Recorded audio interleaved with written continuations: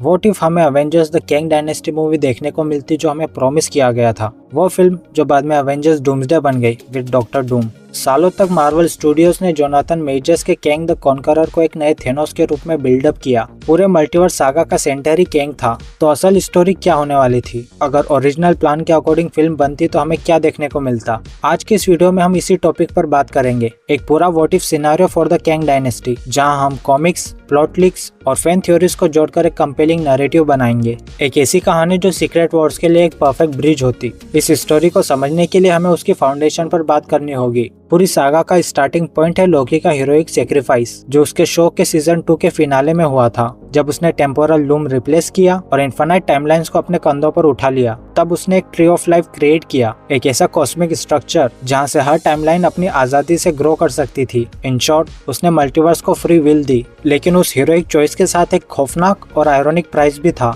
जैसे ही मल्टीवर्स एक tangled web बन गया इन्फिनाइट पॉसिबिलिटीज का, उसी मोमेंट पर काउंसिल ऑफ कैंग का जन्म हुआ, एक huge Congress of Kang variants, जिसमें इमोर्टस, रामाटूट और स्कारलेट सेंचुरियन जैसे कैंग लीडर शामिल थे। उसका मोटिवेशन सिर्फ कॉन्क्वेस्ट नहीं है, ये एक कोल्ड कैलकुलेटेड एजेंडा है, अननेसेसरी कैंग को एलिमिनेट करना, ताकि कैंग का नाम कभी भी फुल का सिनोनिम ना बन जाए। बेसिकली ये एक फॉर्मल और अथॉरिटी कैंपेन है जो डायरेक्टली क्लैश करता है हीरोज के साथ, वो हीरोज जो लोकी की बनाई हुई रियलिटीज को बचाना चाहते हैं। अब याद करो शैंग-ची के 10 रिंग्स और कमाला खान के बैंगल्स, ये दोनों ही इस पूरे कॉन्फ्लिक्ट की मास्टर कीज हैं। एक पॉपुलर फैन थ्योरी कहती है कि एक्चुअली एक कैंग वेरिएंट ने ही इन आर्टिफैक्ट्स को बनाया था, क्योंकि इनका डिजाइन कैंग की टेक्नोलॉजी से मिलता है और इनका कलर भी चेंज होता है, ऑरेंज से ब्लू, बिल्कुल उसके मल्टीवर्सल बैटरी की तरह। और जब शैंग-ची के एंड में 10 रिंग्स एक्टिवेट होते हैं, वो एक बेकन की तरह काम करते हैं, एक कॉस्मिक कॉल जो डायरेक्टली काउंसिल ऑफ कैंग तक पहुंचता है। और वही मोमेंट अर्थ 616 को इनके क्रॉसओवर्स में डाल देते हैं। दूसरा मेजर लोर पीस आता है डेडपुल एंड वुल्वरीन से, एंकर बिंग्स का कॉन्सेप्ट। एंकर बिंग्स एक ऐसी शख्सियत होते हैं जो अपने यूनिवर्स के लिए इतने वाइटल होते हैं कि अगर वो मर जाए तो पूरा यूनिवर्स धीरे धीरे हजारों सालों में वेनिश हो सकता है। ओरिजिनल कैंग डायनेस्टी प्लान में एक छोटी सी एंकर टीम होती, लेजेंड्स को अक्रॉस मल्टीवर्स से गैदर किया जाता,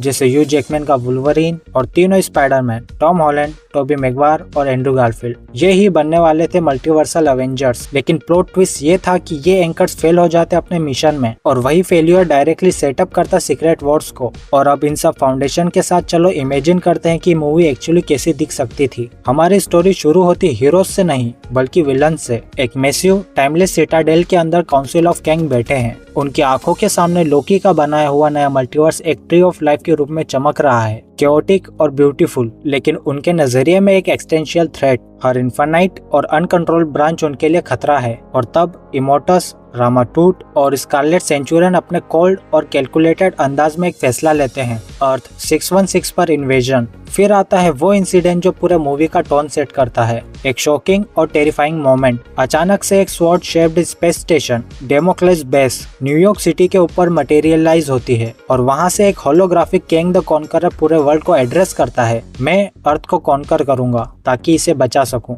और अपने वर्ड्स को प्रूव करने के लिए वो एक ही ब्लास्ट फायर करता है, एक ऐसी डिवास्टेटिंग शॉट जो वॉशिंगटन डीसी को पूरी तरह डिस्ट्रॉय कर देती है। मिलियंस में लोग मर जाते हैं और वर्ल्ड सरेंडर कर देता है। अवेंजर्स की नई टीम फाइट करती है, लेकिन वो बैडली आउटमैच हो जाते हैं और एक ब्रूटल डिसिसिव फर्स्ट एक्ट में वो डिफीट हो जाते हैं। इस मोमेंट में एंट्री होती है TVA की। अब TVA कोई विलेनियस ऑर्गेनाइजेशन नहीं बल्कि एक हेल्पफुल फोर्स है, जिसे लीड कर रहे हैं मोबियस और B-15। वो हीरोज को बताते हैं एंकर बिंग्स का कॉन्सेप्ट और प्रपोज करते हैं एक लास्ट मिशन, मल्टीवर्स से ऐसे लेजेंड्स को गैदर करना जो कैंग के खिलाफ खड़े हो सके। और यही होता है फैन फेवरेट रिवील। अर्थ 616 का एंकर है हमारा अपना टॉम हॉलैंड का स्पाइडरमैन, लेकिन वो अकेला नहीं होगा, उसके साथ आते हैं उसके 2 और वर्जन, टोबी और एंड्रू के स्पाइडरमैन। और फाइनली चेरी ऑन टॉप होता है ह्यू जैकमैन का वुल्वरीन। ये छोटी सी टीम को एक इम्पॉसिबल मिशन दिया जाता है, डेमोक्लेस बेस को इन्फिल्ट्रेट करना और कैंग का वेपन डिसेबल करना। यहाँ पर शैंग-ची और मिस मार्वल एक शॉकिंग ट्रूथ डिस्कवर करते हैं, उनके 10 रिंग्स और बैंगल असल में कैंग की ही अपनी टेक्नोलॉजी के टुकड़े हैं। इन आर्टिफैक्ट्स के बिना कैंग के डिफेंस ब्रीच हो ही नहीं सकते। और इसी वजह से वो बन जाते हैं फाइनल बैटल के सेंट्रल प्लेयर्स। लेकिन फिर आता है वो ट्विस्ट जो पूरी कहानी को पलट देता है। हीरोज के बीच एक यंग और काइंड कैंग का वेरिएंट ज्वाइन करता है। वो क्लेम करता है कि वो काउंसिल को रोकना चाहता है। वो हीरोज की मदद करता है। उनके आर्टिफैक्ट्स का यूज करके वो एक गेटवे खोलता है जो डायरेक्टली काउंसिल के सिटाडेल तक जाता है। वो कहता है कि इससे उनकी जीत पक्की है और हीरोज डेस्परेट होकर उस पर भरोसा कर लेते हैं और यहीं पर शुरू होता है कॉस्मिक बिट्रेयल।